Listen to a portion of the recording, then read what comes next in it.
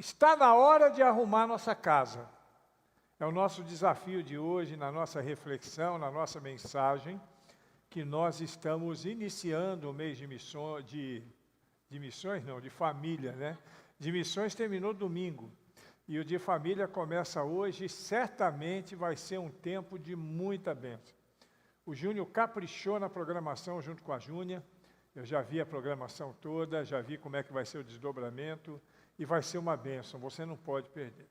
Então está na hora de arrumar a nossa casa. O texto é 2 Reis, segundo livro de Reis, capítulo 20, versículos 1 a 11. É o texto que nós vamos ler, é um texto conhecido, nós já lemos esse texto, nós já estudamos, nós já deve ter sido alvo de escola bíblica dominical, você já deve ter ouvido 200 mensagens com esse texto, mas é o texto e a reflexão que Deus tem para a nossa vida hoje.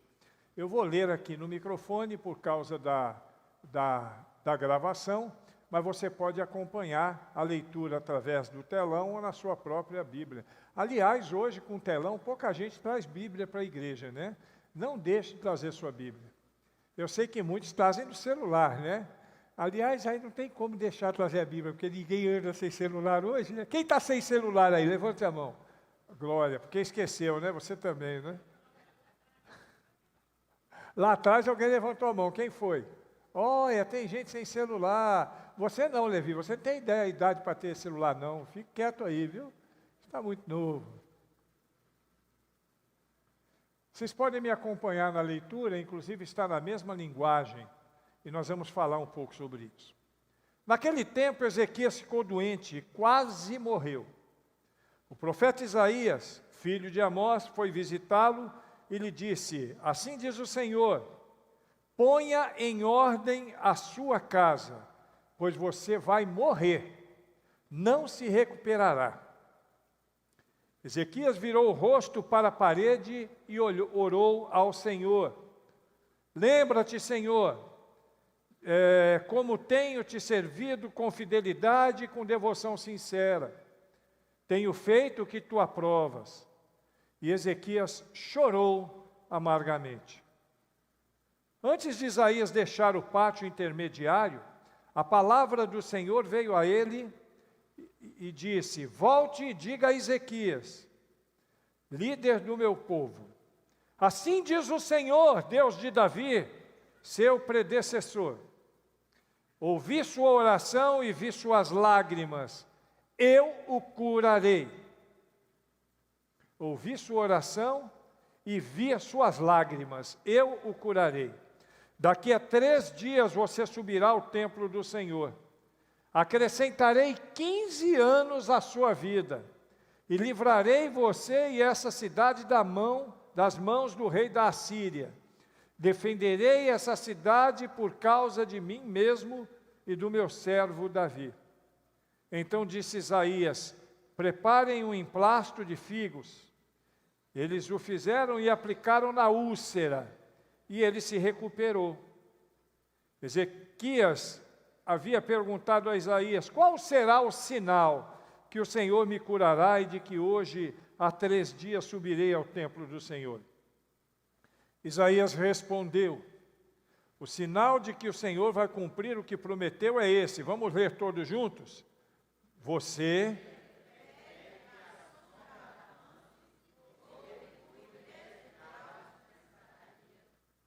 e disse Ezequias: como é fácil a sombra avançar 10 graus.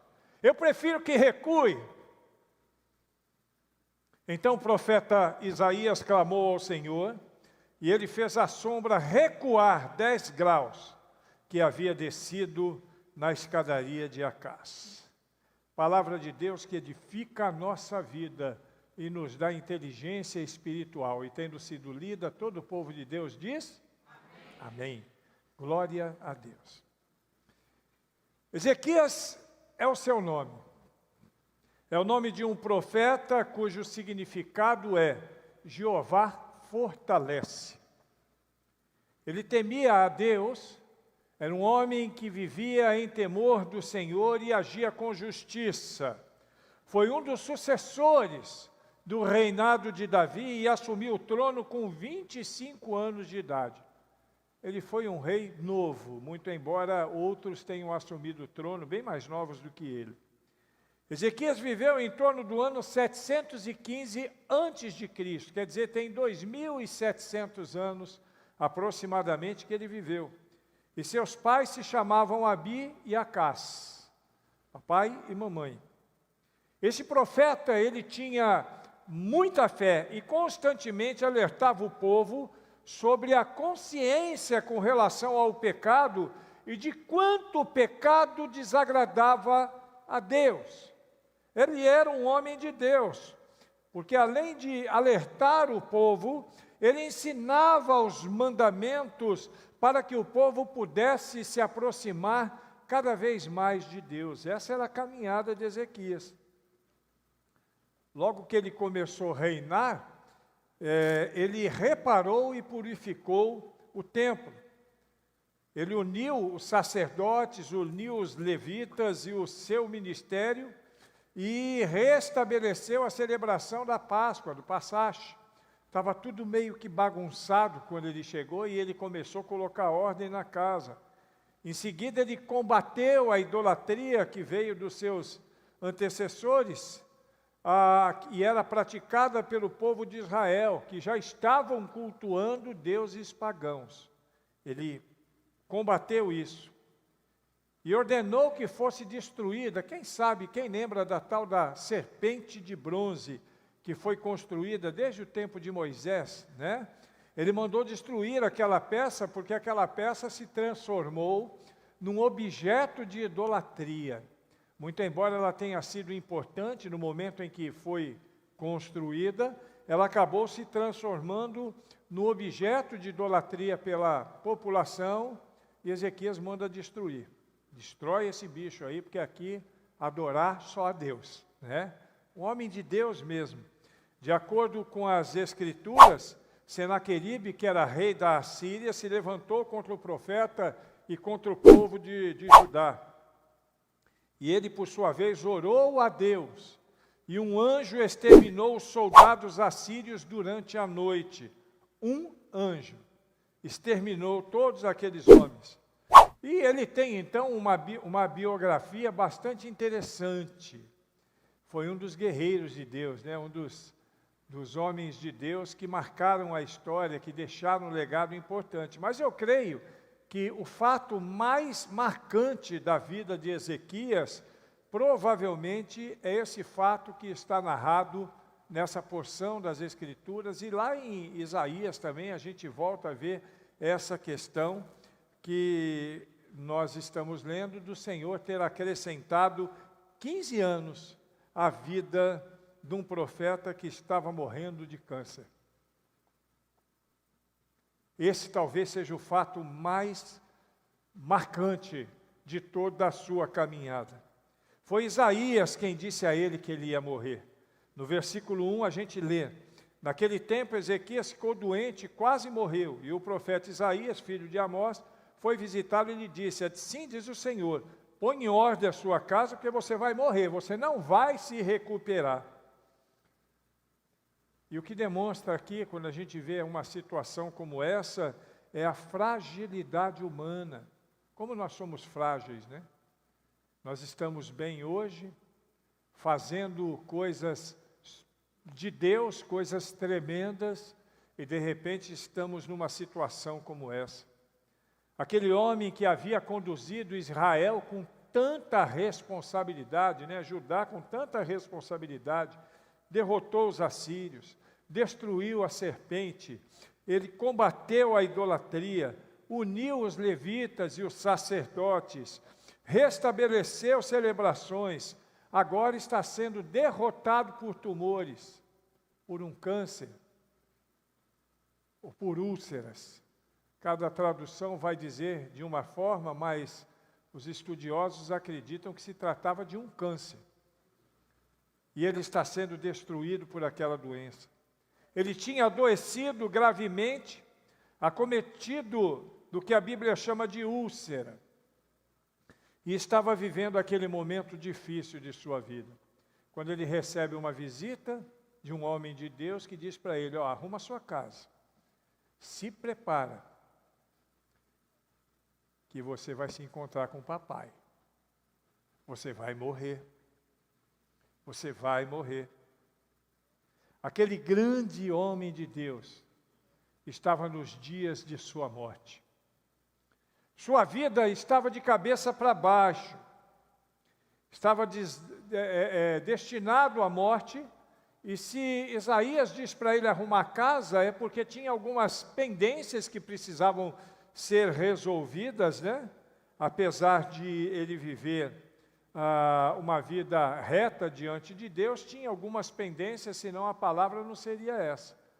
Né? Algumas traduções vão dizer que esse arrume sua casa significa o seguinte, se prepare, porque você vai se encontrar com Deus. Deixa eu perguntar para você agora, como você agiria se um profeta de Deus dissesse isso para você? Ó, se prepare, viu? Arruma a sua casa, porque você vai se encontrar com Deus. E não vai demorar, não. Você já parou para pensar?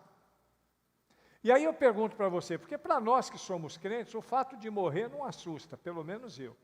Eu não sei você, mas eu não tenho medo da morte. Eu não tenho medo da morte. Porque eu sei que a morte para mim é uma transição para uma vida melhor. Você concorda comigo? Diga amém. Eu não tenho medo da morte, mas eu me preocuparia nessa situação em observar como é que está a minha casa. E aí eu pergunto para você, como é que está a sua casa? Nesse mês da família, Júnior, uma pergunta pertinente para o povo, né? Como é que está a sua casa? Será que a sua casa está de cabeça para baixo? Ou será que a sua casa está completamente arrumada? Será que tem alguém aqui que pode dizer que está com a casa 100% arrumada? Agora, não se adiante nessa resposta, não. Porque, de repente, alguém pode falar, a minha está 100% arrumada, que eu dei um faxinão hoje. Não é nesse tipo de arrumação que eu estou falando, não. Não é esse tipo, né? Samuel ajudou na faxina hoje, né, Samuel? Ajudou? Ah, ela está falando que sim, você está falando que não. Qual dos dois está mentindo? Normalmente a gente ajuda, Samuel, eu ajudo também, né? Também lavo louça, eu também faço alguma coisa que precisa ser feita. Como está a sua casa hoje? De cabeça para baixo ou completamente arrumada? Nesse mês da família, abrindo os eventos que acontecerão nesta igreja, eu quero chamar sua atenção para isso. E quero desafiar você, olha aqui para mim agora, ó. Arruma a tua casa. Arruma a tua casa, em nome de Jesus Cristo.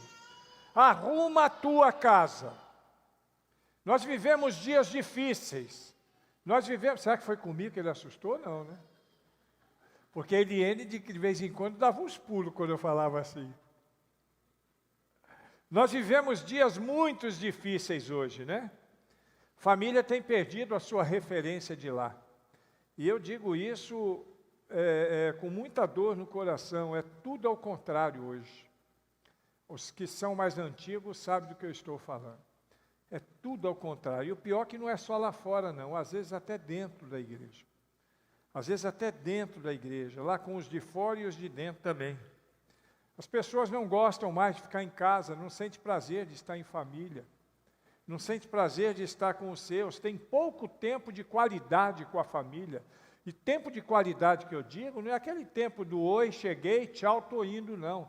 Qualidade de sentar, de ter uma devocional junto, de orar, de abraçar, de beijar, de gastar tempo, de conversar, de ouvir, homens. As mulheres gostam de falar e nós precisamos aprender a ouvir.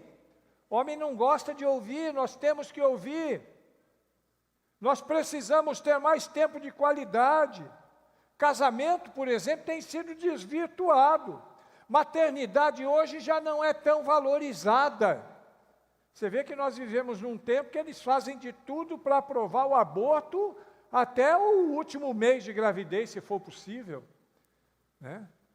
O que não é outra coisa senão assassinato.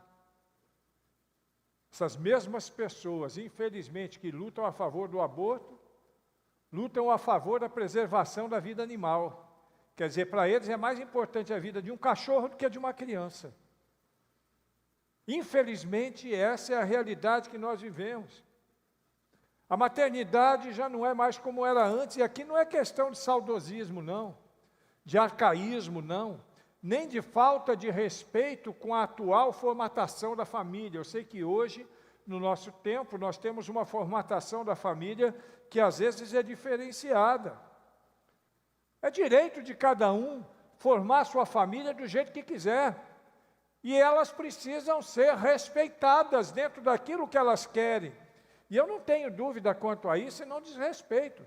Se a pessoa quer fazer uma família de papai e papai, de mamãe e mamãe, cada um vive do jeito que quiser, eles têm o direito, eles precisam ser respeitados.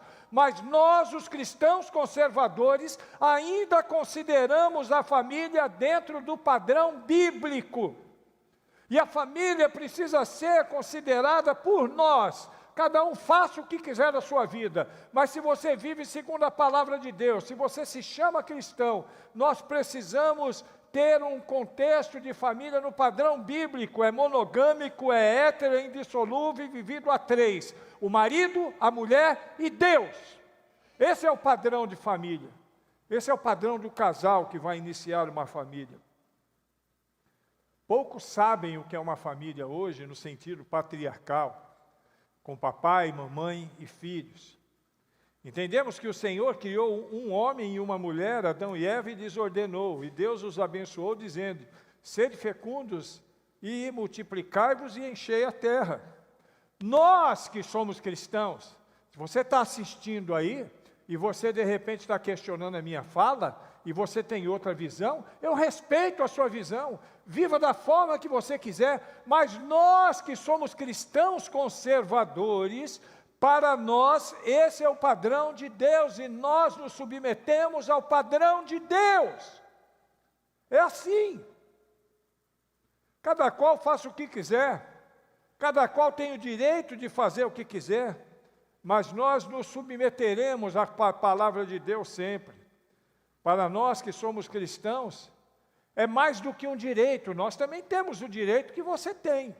Você que às vezes quer ter uma família numa formatação diferente, você tem o direito, mas nós também temos o nosso direito. E o nosso direito é ter uma família no padrão de Deus, no padrão bíblico, que é a nossa regra de fé e prática. A Bíblia é a nossa regra de fé e prática. E nós vivemos e viveremos por ela em nome de Jesus. Se você concorda comigo aqui na igreja, diga amém. Amém. Se você concorda comigo em casa também, e se você não concorda, que Deus te abençoe.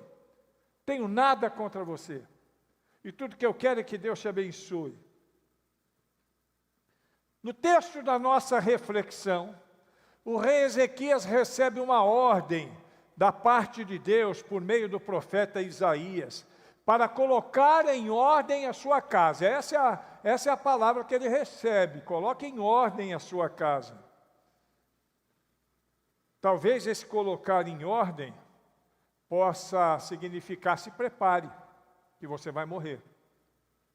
Mas também pode significar: pague suas contas, nomeie um sucessor para o trono, divida logo a sua herança, peça perdão para alguém que você ofendeu, ou diversas outras coisas. Nós não sabemos exatamente quais eram as questões que Ezequias tinha que resolver. Não sabemos ao certo o que estava bagunçado na vida dele, até porque ele era um homem temente a Deus. Mas ele precisava colocar a casa em ordem. Era essa a orientação, era essa a ordem de Deus para ele. E na hora que o rei Ezequias ouviu isso, ele não pensou em nada disso. Sabe o que ele fez? Ele se virou para a parede e orou humildemente ao Senhor. Ele entendeu que sim, precisava colocar a vida em ordem. E eu acredito que naquele momento, ele entendeu que apesar de toda a ação positiva que ele tinha, porque ele vai dizer para Deus que era fiel, né? Mas ele entendeu que ele precisava de fato dar uma repaginada na sua vida espiritual.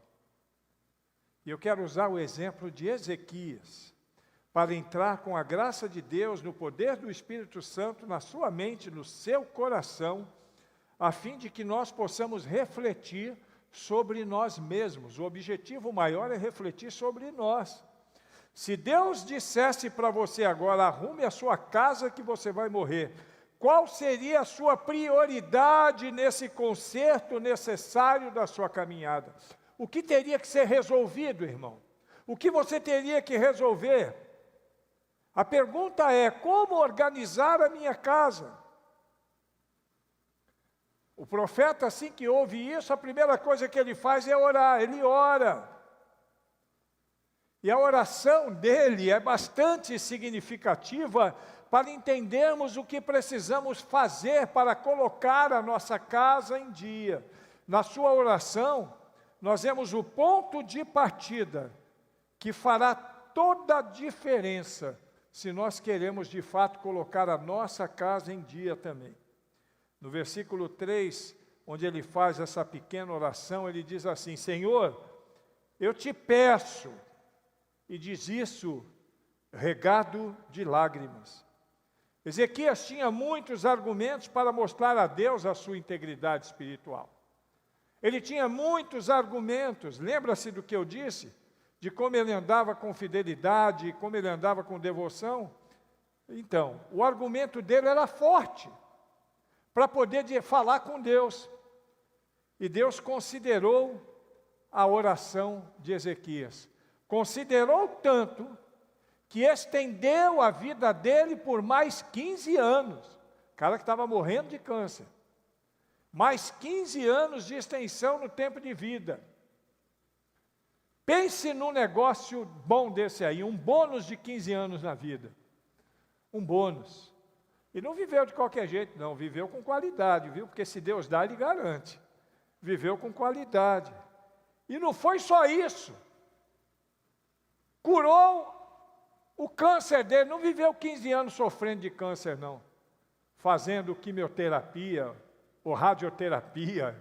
Até porque não tinha naquela época, né? Ele ia morrer muito mais rápido do que isso. Mas ele foi curado. E se ainda não fosse suficiente, Deus faz um sinal impensável, através de um milagre. O sol recua 10 graus. Olha que coisa tremenda, glória a Deus, esse é o nosso Deus. É o Deus do milagre, é o Deus do impossível, o Deus que ouve a nossa oração e responde segundo a sua vontade. Mas que diz para nós nessa noite, arruma a sua casa. Eu não sei para quem Deus está falando. Você vai dizer, uai, pastor, está falando para todos nós. De uma forma genérica, sim. Mas Deus fala de maneira individual também. De repente alguém está recebendo isso para a sua própria vida. Com Ezequias aconteceu no passado, 2.700 anos atrás. E agora com nós? Será que Deus se lembraria do que nós temos feito em nossa casa, como se lembrou das coisas que Ezequias fez? Quando Ezequias fala, lembra-te, Senhor, da minha fidelidade, da minha integridade. Você pode orar desse jeito diante de Deus? Você tem competência, você tem coragem, sem hipocrisia, de orar dessa forma diante de Deus? Olha, Senhor, olha para mim, olha a minha integridade. Integridade espiritual. Integridade espiritual não é não roubar, não matar, não beber, não ir na festa, não falar palavrão. Isso aí é o mínimo para o crente, né? Estou falando integridade espiritual, por dentro. Difícil, não é? Para muitos é muito difícil. E se Ezequias, com todas aquelas qualidades, precisava colocar a sua vida em dia, imagina eu e você. Imagina eu e você. Eu quero refletir rapidamente, já falei um bocado, mas até aqui foi só a introdução, viu? Vamos lá. Alguém está com pressa de ir embora? Posso acabar a qualquer hora, Júnior? Posso, né? O Júnior que manda no culto hoje, então eu vou seguir o Júnior. Eliane, posso, Eliane? Seu silêncio me encosta na parede. Primeiro lugar, para colocar nossa casa em dia, nós precisamos considerar a nossa vida espiritual. versículo 3, na parte A. Andei diante de ti com fidelidade. Ezequias pede a Deus, para Deus se lembrar de como ele andou diante dele. Sua fidelidade se estendia na sua vida pessoal. Sua fidelidade era real, no seu reinado ele era fiel, na sua casa, na sua vida devocional. Ezequias era, sim, um homem de Deus, com todas as características de um homem de Deus. Eu poderia aqui enumerar um monte de coisas que esse homem fez, usando as Escrituras. Mas eu vou parar por essas aqui, porque não é o nosso foco. Não é sobre isso que eu quero falar, eu só quero mencionar o que Ezequias fez. Ele dedicou sua vida à oração. E ele orava com lágrimas. Tinha sentimento na sua oração. Não era uma oração metódica, mecânica. Tem muita gente que tem uma oração mecânica, metódica, uma oração ritualística. Não, era uma oração que partia do coração. É por isso que ele orava. E a resposta que o Senhor dá a ele diz assim: eu ouvi a sua oração, mas vi também as suas lágrimas. Isso está escrito no versículo 5. Coloca aí, por favor, versículo 5, olha lá. Ó. Ouvi a sua oração e vi as suas lágrimas. Deus, Ele olha para nós e vê a nossa intimidade. A oração de Ezequias alcançou o coração de Deus, porque era uma oração sincera, uma oração que fluía do seu coração, uma oração que, por fluir do seu coração, encontrava o coração de Deus. E Deus, me desculpe usar uma figura antropomórfica para poder falar, mas Deus ouvia com alegria. Com alegria. Sua oração alcançava o coração de Deus. Sua vida espiritual estava em ordem. Ele era humilde. No verso 2, diz que ele virou-se para a parede. Acredito que ele fez isso. Sabe para que ele se virou para a parede? Para ter um momento a sós com Deus. É como quando a gente fecha os olhos. Para que a gente fecha os olhos na oração? Orar de olho aberto é pecado? E por que a gente fecha os olhos? Para estar sós, para estar focado. Foi o que ele fez quando ele vira os seus olhos para a parede. Meu irmão, a nossa espiritualidade é que vai nortear a nossa caminhada neste mundo. Precisamos exercer a nossa espiritualidade com integridade. Tem que partir daqui, ó irmão, daqui, ó, mais importante do que daqui, partir do coração, do sentimento. Por isso nós precisamos orar junto com a família, por isso nós precisamos ler a Bíblia junto com a família, fazer devocional com a família, trazer a família para a igreja. Isso demonstra integridade espiritual no que diz respeito ao nosso relacionamento familiar. Demonstra isso. A casa é um lugar de descansar, comer, fazer coisas pessoais, mas também precisa ser a igreja do Senhor, um lugar de buscar Deus, um lugar de orar, um lugar de ler a Bíblia, um lugar de fazer devocional. Nós não podemos dedicar os melhores lugares da nossa casa, que é a sala de estar, né? E hoje em dia aquele sofazão bonito, sou doido para comprar um sofá igual aquele lá da casa do Júnior, que você estica assim, você se espalha todo, né? A casa é um lugar bacana, mas nós não podemos dedicar os melhores lugares da casa só para televisão, só para comida, só para o lazer, e não ter um lugar especial para a oração, para a leitura da Bíblia e para o devocional. Está dando para entender, irmão? Capite? Entendeu? É difícil de compreender? Não. Nós precisamos compreender. Eu digo nós porque eu me incluo. Nós precisamos compreender. Deus precisa ser lembrado e adorado na nossa casa. Isso é espiritualidade, isso é integridade espiritual. Vir na igreja, falar de Deus na igreja é fácil. Usar uma Bíblia na igreja é fácil, isso é fácil. Cantar um hino na igreja é molinho, molinho, molinho. Fazer oração, até em família, foi bênção, mas é fácil. Eu quero ver essas orações em família lá dentro de casa, ó, quando não tem ninguém olhando e nem fotografando. Aí é que a gente quer ver. Quando não tem ninguém olhando, ninguém fotografando, dentro de casa. Segunda coisa, fiquem tranquilos que hoje só é 14 coisas. Em segundo lugar, ele assustou de novo. Isso é porque ela está com vontade de comer o bolo. Segundo lugar, colocar a casa em dia, além dessa questão que eu falei da espiritualidade, significa resolver questões de relacionamento. Na parte B do versículo 3, com inteireza de coração. Ezequias pede ao Senhor para se lembrar também que ele tinha um coração inteiro, inteireza de coração. Ele está falando o quê? Meu coração inteiro. Inteireza de coração é isso, meu coração inteiro. Significa que nós não podemos buscar Deus com o coração dividido no meio, não. É o primeiro nível do relacionamento com Deus. Eu acredito que ele era íntegro para com Deus e com as pessoas, principalmente com as pessoas de sua família, porque ele tinha o seu coração todo focado no relacionamento. Como é que está o seu coração com Deus? Será que só tem um compartimento para Deus?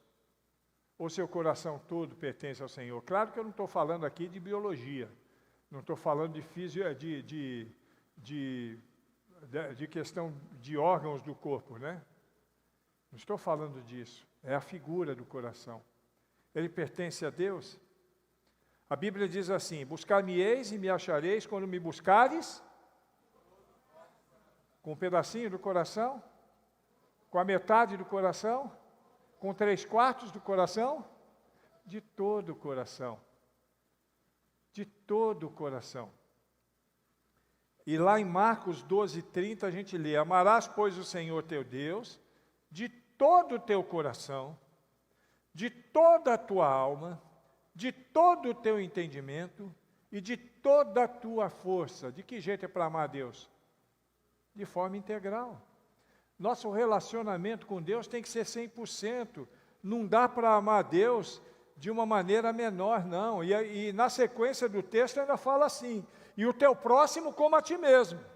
Não há nenhum mandamento que seja maior do que esse. Nós temos que entender que uma casa arrumada, irmãos, uma casa arrumada significa cumprir o mandamento principal de Deus, que é amar a Ele e amar ao próximo.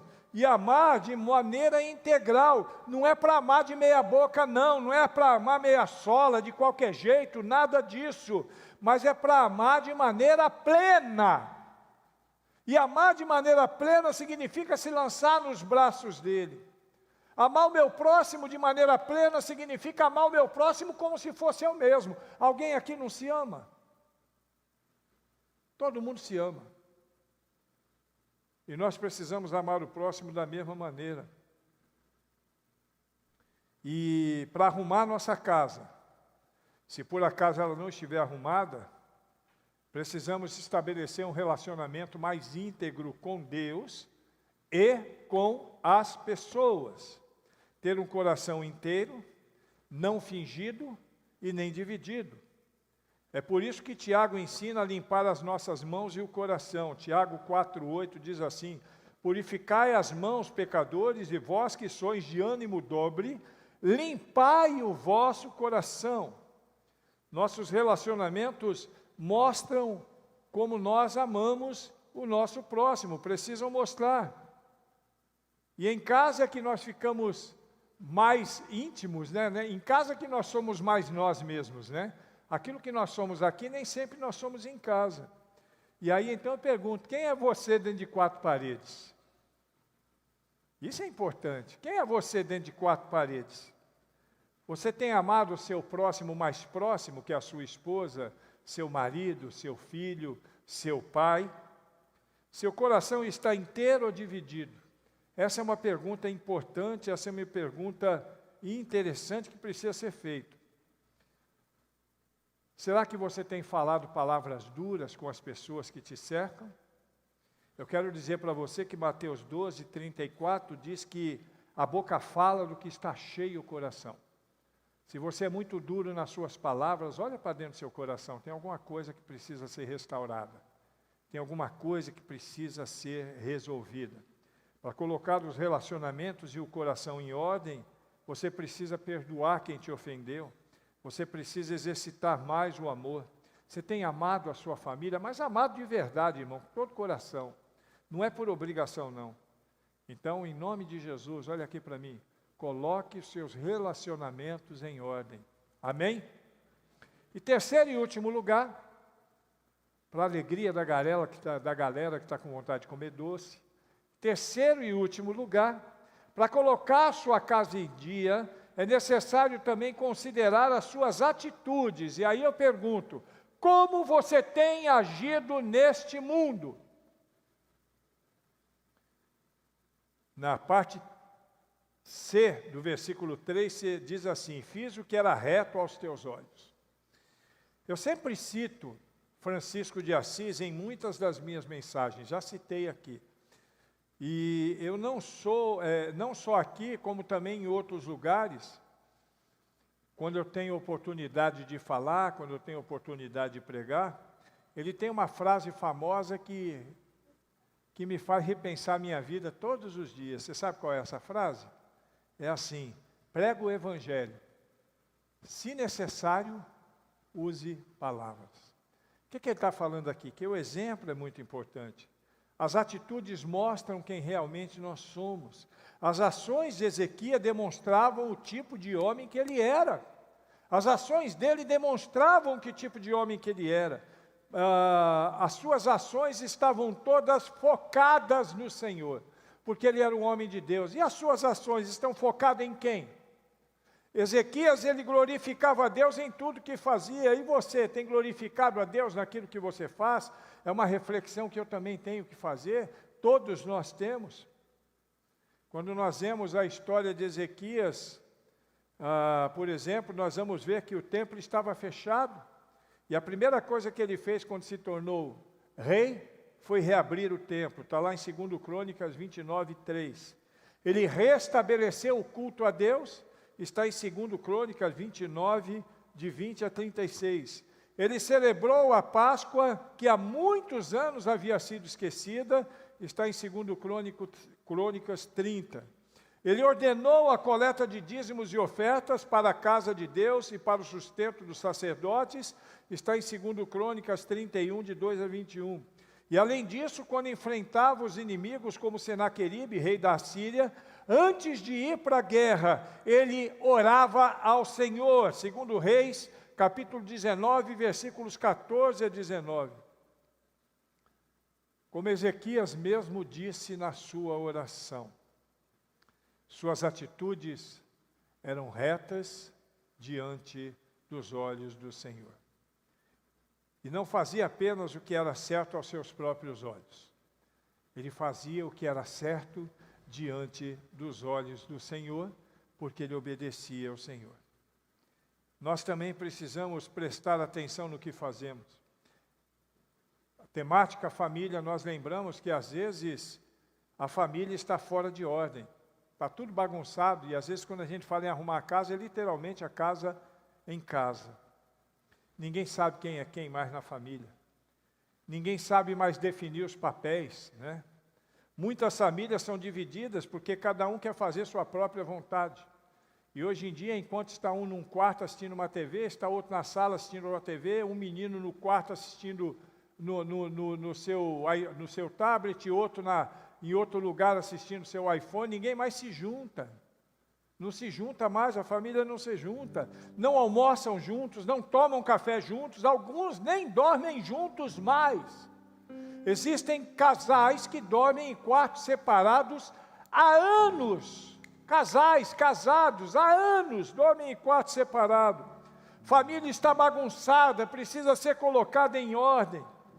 Muitos filhos são extremamente desobedientes, desrespeitosos. Pior do que um filho desobediente, é um filho desrespeitoso, que além de não obedecer os pais, desrespeita, muitas vezes até na frente de pessoas. Eu já vi filhos desrespeitando os pais na frente de pessoas. Se eu já vi, foi na minha frente, e na frente de outras pessoas também. Filhos batendo boca com os pais. e questionando as suas orientações. Alguns xingando os pais, outros até agredindo aos pais. E toma cuidado, porque esse caminho pode levar a coisa pior. Nós vemos muitos filhos que matam os seus pais. E ele não acordou um dia dizendo, hoje eu vou matar meu pai, não. Foi um processo. Casa bagunçada. Foi juntando poeira. Foi juntando entulho. E daqui a pouquinho ficou difícil. Deixa eu falar uma coisa para você que é filho. Olha aqui para mim, você que é filho. Seu pai precisa ser tratado com todo carinho. Sua mãe precisa ser tratada com todo o respeito, porque eles trouxeram vocês ao mundo. Amém? É desse jeito. Seu pai, sua mãe, que às vezes você bate de frente e desrespeita, foi quem te sustentou nos primeiros anos da sua vida, te sustenta hoje, em alguns casos vai sustentar por muitos e muitos anos da sua vida ainda. Tem filhos que, ora desobedece o pai, aí busca o apoio da mãe, ora desobedece a mãe, busca apoio no pai, né? E aí por causa disso eu digo, papai, presta atenção aqui, tem que ter união. É preciso que a família seja um lugar de união e que um pai não desautorize a fala da mãe e nem a mãe desautorize a fala do pai. Os filhos têm que entender que a autoridade de pai e a mãe é a mesma. Eles têm, você não me deu, eu vou falar com meu pai. Isso é desrespeito, falta de amor, falta de fé. Pai e mãe devem entrar em um acordo para não dividir os filhos. E para isso é preciso que todas as atitudes, papai, presta atenção, precisam estar em comum acordo entre vocês e com a palavra de Deus. Quais atitudes você tem tomado dentro da sua casa? Precisa arrumar sua casa? Coloca sua casa em dia. A resposta de Deus para Ezequias, versículo 5. Ouvi a tua oração e vi as tuas lágrimas, eis que eu te curarei, e ao terceiro dia subirás à casa do Senhor. Ezequias vive mais 15 anos, livrando-se de seus inimigos, no versículo 6. Vê o sol andar para trás 10 graus, como um sinal, e quando nós colocamos a nossa casa em dia, quando o Senhor nos ouve e vê as nossas lágrimas, Ele também nos cura, Ele também nos dá vida em abundância e faz o impossível nas nossas vidas. Arruma a tua casa. Eu não sei se você vai viver mais 15, mais 20, mais 30, mais 50. Eu não vou viver muito tempo, cheguei na metade da minha vida, eu vou viver 124, eu estou com 65. Mas independente de quantos anos a gente viver, lembre-se, precisamos estar com a casa arrumada.